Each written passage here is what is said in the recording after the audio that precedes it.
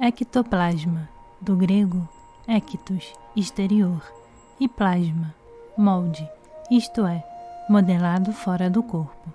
É o nome dado à matéria quase toda etérica, se não inteiramente, que se desprende ou exsuda do médium e se emprega na manifestação de fenômenos espiritistas. O falecido doutor em ciências naturais, W. J. Crawford, descreve em seus livros as minuciosas e magistrais pesquisas por ele empreendidas sobre fenômenos de levitação e pancadas de mesa. Os desejosos de maiores detalhes poderão encontrá-los em seus livros. Aqui podemos dar apenas um breve resumo de tais estudos, no que se relacionam com o nosso tema. Durante todas as experiências, a médium esteve plenamente consciente. O Dr. Crawford encarou os problemas de levitação de mesa e etc. como simples problemas de mecânica, e valendo-se de dispositivos registradores de energia, tanto mecânicos como elétricos, conseguiu descobrir, por dedução, de suas observações o modus operandi das estruturas psíquicas empregadas. Numa etapa bem posterior, ele pôde comprovar suas deduções por visão direta e fotografias, como se exporá a seu devido tempo. Em suma, verificou-se que o ectoplasma exsudado do médium era preparado e modelado em hastes, como ele denomina, pelos operadores que controlam a produção dos fenômenos. Estas hastes, ou barras, ficam ligadas numa extremidade à médium e na outra, por sucção, às pernas da mesa ou a outros objetos. Ao aplicar-se a energia psíquica através das hastes, as mesas ou outros objetos se moviam em vários sentidos, sem que tivessem nenhum contato puramente físico com qualquer das pessoas presentes. Se as hastes batiam no assoalho, mesa, campainhas e etc. produziam pancadas ou muitos outros ruídos. A maior parte do ectoplasma se obtém comumente da médium, embora seja suplementado por uma pequena porção extraída de todos ou da maioria dos presentes à sessão. Conquanto completamente invisível à vista comum, o ectoplasma pode, às vezes, ser perceptível ao tato. É descrito como viscoso, repitílico, frio, quase oleoso, como se a atmosfera estivesse impregnada de partículas de matéria morta e desagradável. O diâmetro das extremidades das hastes psíquicas projetadas da médium pode variar entre 12 mm e 22 cm. A sua extremidade livre parece capaz de assumir várias formas e graus de rijeza, planas ou convexas, circulares ou convexas, e macias como carne tenra ou rijas como ferro. O tronco da haste é tangível à beira de algumas polegadas da extremidade livre, mas daí para outra extremidade se torna intangível, embora resista, puxe, empurre, tosquie e vergue. No entanto, na parte intangível se sente um fluxo de partículas frias, semelhantes a esporões, emanadas da médium. Parece haver razão para crer que, em alguns casos, embora não em levitações, há uma completa circulação de matéria etérica saindo da médium e retornando a ela por outra parte do seu corpo. A pedido, pode-se variar a condição da extremidade da haste quanto ao seu tamanho e rijeza. As hastes compridas são geralmente macias na extremidade, e as curtas, mais densas e duras. Crawford acha provável que as hastes consistiam de feixes de fios delicados, intimamente unidos e aderidos entre si. A energia psíquica segue os fios e dá ao conjunto a rigidez de uma viga, que pode então ser deslocada à vontade pelas energias postas em ação no corpo da médium. Certas experiências fazem pensar que a extremidade de uma haste consiste numa película espessa, ou mais ou menos elástica, esticada sobre uma armação delgada, um pouco denteada e elástica. A elasticidade desta película é limitada. Submetida a um esforço excessivo, ela pode romper-se.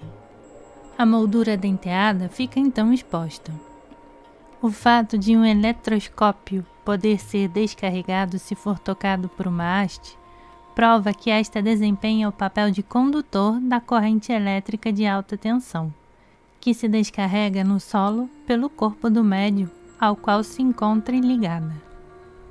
Por outro lado, uma haste colocada através das terminais de um circuito de campainhas não as faz soar, mostrando assim que ela opõe grande resistência a uma corrente de baixa tensão. A luz branca destrói comumente as formações de hastes, mesmo os raios luminosos refletidos de uma superfície onde se aplique força psíquica, interferem nos fenômenos. A luz vermelha, no entanto, se não for demasiado forte, parece não prejudicar a estrutura psíquica, nem tampouco a danifica a luz emanada de pintura luminosa que se haja exposta ao sol durante algumas horas. As estruturas são, em geral, inteiramente invisíveis, embora às vezes seja possível entrevê-las. Já se tem conseguido fotografá-las à luz de magnésio, mas é preciso tomar precauções com a médium, a fim de poupá-la. A luz de magnésio, ao atingir o ectoplasma, provoca na médium um choque muito mais violento quando a estrutura está em ação do que no caso oposto. As numerosas fotografias obtidas confirmam, em todos os detalhes, as conclusões tiradas dos próprios fenômenos. A rigidez de uma haste varia conforme a iluminação.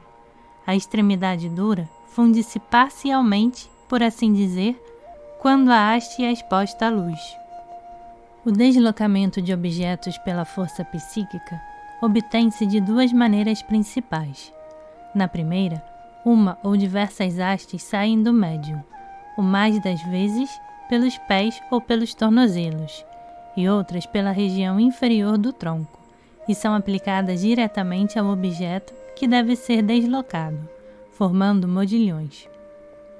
Se as mesas se deslocam horizontalmente, as hastes em geral se fixam aos seus pés. Se são levantadas, a haste ou hastes se alargam em suas extremidades, como cogumelos, e fixam-se à superfície inferior da mesa. No segundo método, a haste ou hastes projetadas do médium aderem ao solo, e do ponto da aderência continuam até o objeto a ser movido. Não formavam mais um modilhão, mas algo semelhante a uma alavanca de primeira categoria, cujo fulcro está entre a resistência e a potência. As hastes podem ser retas ou curvas, podem ainda ficar suspensas no ar, rígidas, mostrando assim que para conservar a rigidez, elas não têm necessidade de se apoiar sobre corpos materiais. No caso em que é posto em ação o método do modilhão, primeiro método, todo esforço mecânico é transferido ao médium, ou mais exatamente, a maior parte deste esforço. Parte bem menor cabe aos assistentes. É possível verificar-se isto por aparelhos mecânicos ordinários, tais como as balanças de molas e outras.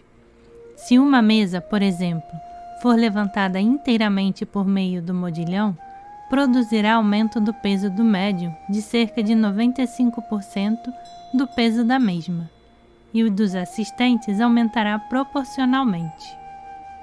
Se, por outro lado, as hastes são aderidas ao solo, o peso da mesa levantada se transmite diretamente ao solo, e o peso do médium, em lugar de aumentar, diminui. Esta diminuição é devida ao peso do ectoplasma formador de hastes, uma de cujas extremidades se apoia no solo. Quando a força transmitida por uma haste é para manter um objeto, como uma mesa, solidamente fixa ao solo, a diminuição do peso do médium, após as observações, tem atingido até 18 kg.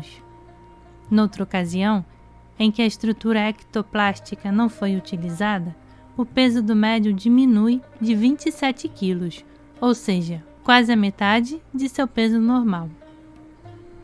Os modilhões são geralmente empregados para mover ou levantar objetos leves. Porém, quando estes são pesados, ou quando se trata de transferir uma força considerável, as hastes são fixadas ao solo, produzindo o dispositivo em alavanca. A força empregada atinge muitas vezes a 50 quilos. Durante a levitação de objetos, a tensão suportada pelo médium manifesta-se frequentemente pela rigidez, até a rigidez férrea dos músculos, principalmente dos braços ou mesmo de todo o sistema muscular. Estudos ulteriores revelaram a Crawford que a rigidez muscular havia desaparecido inteiramente. A produção desses fenômenos parece dar como consequência perda permanente de peso, tanto do médium como dos espectadores, porém que não ultrapassa algumas onças. Onça igual a 28,35 gramas. Os assistentes podem perder mais peso do que o médium. Em geral, quando se coloca um objeto material qualquer dentro do espaço ocupado pela haste, a comunicação entre esta e o médium é imediatamente interrompida e a haste se desintegra. Entretanto, um objeto delgado como um lápis pode passar impunemente através da parte vertical da haste, porém, não através da parte que se encontra entre o médium e a mesa. A interferência nesta última parte pode lesar fisicamente o médium. Para que uma haste possa tocar ou aderir ao solo ou a uma mesa, sua extremidade deve ser preparada de modo particular, para que fique mais densa do que o resto da haste. Isto parece difícil, ou pelo menos exige tempo e força. Por conseguinte, os pontos a agarrar devem ser sempre reduzidos ao mínimo. O sistema de agarrar é por sucção, como se pode facilmente demonstrar pela argila mole, de que falaremos adiante. Às vezes, escutam-se aspiradores escorregando pela superfície da madeira ou agarrando novos pontos. Crawford apresenta numerosos exemplos e também fotografias de impressões produzidas pelo contato das hastes sobre massa e argila mole. Estas impressões, muitas vezes, assinalam marcas parecidas com o tecido das meias do médium. No entanto, a semelhança é superficial, pois não se pode produzir tais impressões apoiando sobre a argila um pé revestido de meia. A impressão feita pela haste é muito mais nítida do que a que se poderia conseguir pelos meios ordinários. Parece-se com a que se obteria se uma matéria fina e viscosa, estendida sobre o tecido da meia e depois de seca, tivesse sido em seguida comprimida contra a argila.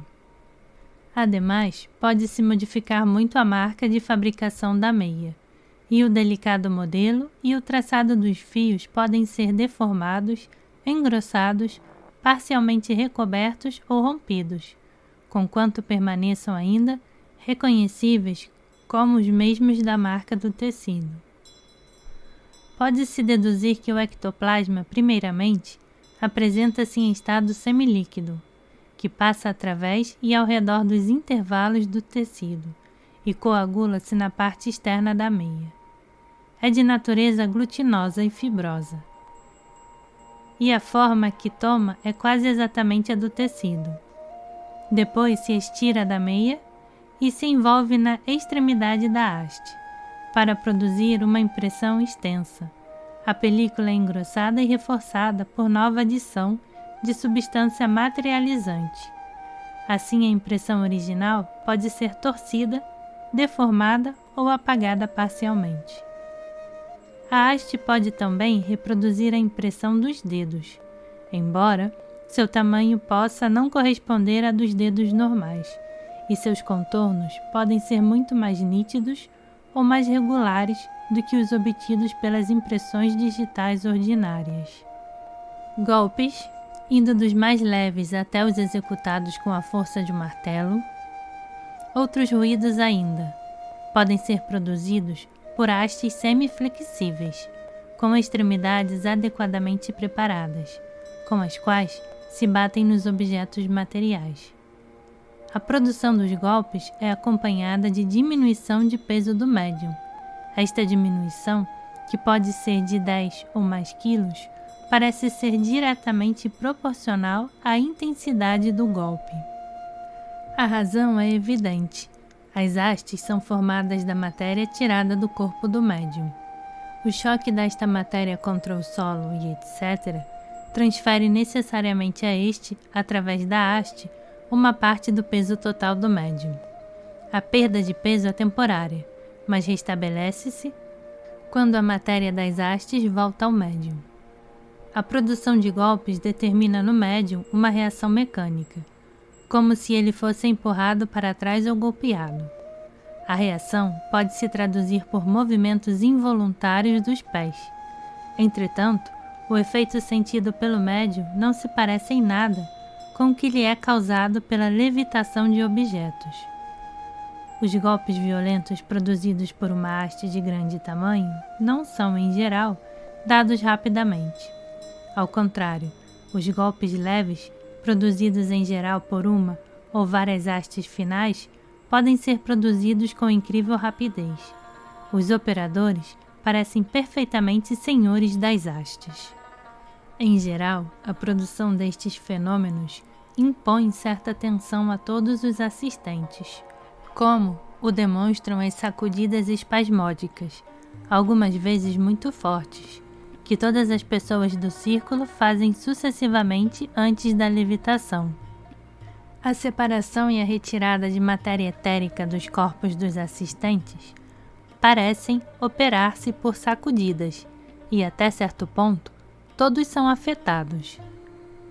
Segundo Crawford, uma entidade que disse ter sido médium quando em vida, falando pelo médium em estado de transe para este efeito, declarou que na produção dos fenômenos eram empregadas duas espécies de substâncias. Uma era tirada em quantidade bastante grande do médium e dos assistentes, e era-lhes restituída quase integralmente no fim da sessão. A outra só podia ser tirada do médium e, como se compõe da substância mais vital das células nervosas, não podia ser extraída, senão em quantidade mínima, sem o que o médium teria que sofrer mais consequências. Sua estrutura é destruída no fenômeno. Ela não pode, pois, ser restituída ao médium. Esta afirmação não foi nem verificada nem confirmada, de maneira alguma. Damo-la pelo que vale. Crawford imaginou e empregou com grande sucesso o método dos corantes para traçar os movimentos do ectoplasma, possuindo este a faculdade de aderir fortemente a uma substância como carmim pulverizado. Põe-se este corante em seu caminho, o que dá em resultado uma pista corada. Descobriu-se assim que o ectoplasma saía da parte inferior do tronco do médium e tornava a entrar pela mesma região. Sua consistência era bastante grande, pois tem força para rasgar meias e outras roupas. Algumas vezes, ele arranca fios inteiros da meia, de várias polegadas de comprimento. Leva-os e deposita-os num recipiente de argila colocado a certa distância dos pés do médium. O ectoplasma desce ao longo das pernas e penetra nos sapatos. Passa entre a meia e a sola, onde houver espaço suficiente. Se pelo caminho apoderou-se do pó corado, ele o deposita em todos os pontos em que o pé, a meia e o calçado estão em estreito contato, isto é, onde não encontra lugar para passar. A solidificação e a desmaterialização da extremidade resistente de uma haste efetuam-se logo que a haste sai do corpo do médium. É este o motivo porque a extremidade livre da haste, a não ser que seja muito fina, não pode atravessar um tecido cerrado e até uma grade metálica de malha de 1 polegada, se esta está colocada a mais de 1 ou 2 polegadas adiante do médium. Entretanto, Se estes anteparos se encontrarem muito perto do corpo, pode-se dar uma materialização imperfeita da extremidade da haste e produzir fenômenos psíquicos limitados. A saída do ectoplasma é acompanhada de fortes movimentos musculares em todo o corpo.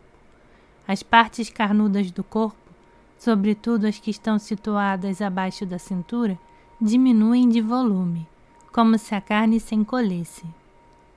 Crawford está convencido de que na produção dos fenômenos espíritas, duas substâncias, pelo menos, são empregadas. Primeiro, um elemento que forma a base da estrutura psíquica, é invisível, impalpável e, falando de modo geral, ultrapassa a ordem física. Segundo, uma substância brancacenta, translúcida e nebulosa, misturada à primeira, a fim de que esta possa agir sobre a matéria física. A segunda, pensa Crawford, é muito provavelmente idêntica à substância empregada nos fenômenos de materialização. Numerosos fenômenos de materialização encontram-se descritos com extrema e escrupulosa minúcia, característica das pesquisas germânicas na importante obra intitulada Fenômenos de Materialização do Barão von Schrenck-Notzing.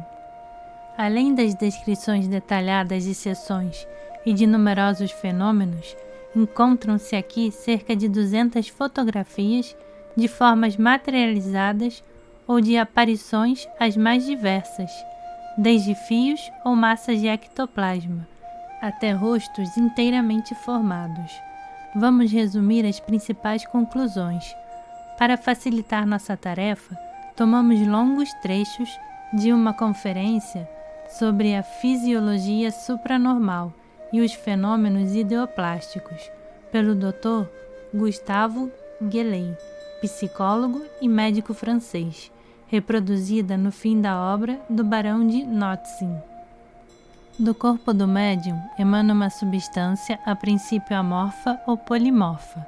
Ela pode apresentar o aspecto de uma pasta dúctil, de verdadeira massa protoplasmática, espécie de geleia tremulante, de simples blocos, de fios delgados, de cordas, de raios estreitos e rígidos, de faixa larga, de membrana, de tecido, de rede dobrada e franjada. A natureza filamentosa ou fibrosa dessa substância foi muitas vezes observada. Apresenta-se branca, negra ou cinzenta. Às vezes aparecem as três cores juntas. A branca é a talvez mais frequente. Parece luminosa. Em geral, parece ser inodora. No entanto, desprende às vezes odor particular e impossível de ser descrito. Parece não haver dúvida de que ela está sujeita à gravidade. Ao tato, ela pode mostrar-se úmida ou fria, viscosa ou glutinosa, mas raramente seca e dura. Quando se dilata, é suave e um pouco elástica. Quando forma cordas, é dura, nodosa e fibrosa. Pode-se senti-la passar sobre a mão como uma teia de aranha. Os fios são ao mesmo tempo rígidos e elásticos. É móvel, com o movimento, rastejam como réptil, embora se mova às vezes brusca e rapidamente. Uma corrente de ar pode pô-la em movimento. Se for tocada, produz reação dolorosa no médium. É de sensibilidade extrema. Aparece e desaparece com a rapidez do relâmpago. É particularmente sensível à luz, embora, no entanto, às vezes os fenômenos resistam à luz do dia. Pode-se fotografá-la à luz de magnésio, embora o súbito clarão produza um choque repentino no médium. Durante a produção do fenômeno, a cabina em que se encontra o médium fica geralmente na obscuridade, porém as cortinas são muitas vezes abertas. Fora da cabina, emprega-se a luz vermelha e algumas vezes mesmo a luz branca, até a intensidade de 100 velas. A substância tem irresistível tendência à reorganização. Assume numerosas formas, às vezes mal definidas e não organizadas. porém, o mais das vezes organizadas, formando dedos, inclusive as unhas, perfeitamente modelados, mãos, rostos e outras formas, todas completas. A substância emana de todo o corpo do médium, mas especialmente dos orifícios naturais e das extremidades do alto da cabeça, dos seios, da ponta dos dedos. O ponto de partida mais habitual e mais fácil de se verificar é a boca, a superfície interna das bochechas, as gengivas e o céu da boca. As formas materializadas têm certa independência. A mão, por exemplo, é capaz de mover os dedos e de segurar a mão do observador, embora a pele humana pareça às vezes repelir os fantasmas. As estruturas são às vezes menores do que as naturais, isto é, verdadeiras miniaturas. Observou-se que a traseira das materializações carecia de forma orgânica, não passando de uma massa de substância amorfa. As formas não contêm mais que o mínimo de substância suficiente para fazê-las aparecer como reais, e podem desaparecer tanto instantaneamente como aos poucos, por um desvaneio gradativo. Vê-se claramente que durante todo o tempo as formas estão fisiológica e psiquicamente ligadas ao médium. A sensação reflexa das estruturas se confunde com as do médium. Assim, um alfinete cravado na substância causaria dor no médium. A substância parece influenciável, tanto pela direção geral da sessão, como pelo tema dominante nos pensamentos dos assistentes. Além disso, o médium geralmente em estado hipnótico é extraordinariamente sensível à influência da sugestão. Fragmentos de formas materializadas foram recolhidos num prato de porcelana e guardados. Em certos casos, descobriram-se fragmentos de pele, cuja origem humana foi reconhecida ao exame microscópico. Noutra ocasião, encontraram-se 3 ou 4 centímetros cúbicos de um líquido transparente que não continha bolha alguma. A análise revelou um líquido incolor, ligeiramente turvo, não viscoso, inodoro, levemente alcalino, deixando um precipitado brancacento. O microscópio demonstrou a existência de detritos celulares e saliva. A substância provinha evidentemente da boca. Em outra ocasião, encontrou-se uma madeixa de cabelos louros, não se parecendo em nada com os cabelos negros do médium. A mão do observador estava coberta de muco e de umidade. Além disso, encontram-se algumas vezes outras substâncias, tais como pós cosméticos ou fragmentos provenientes das roupas do médium.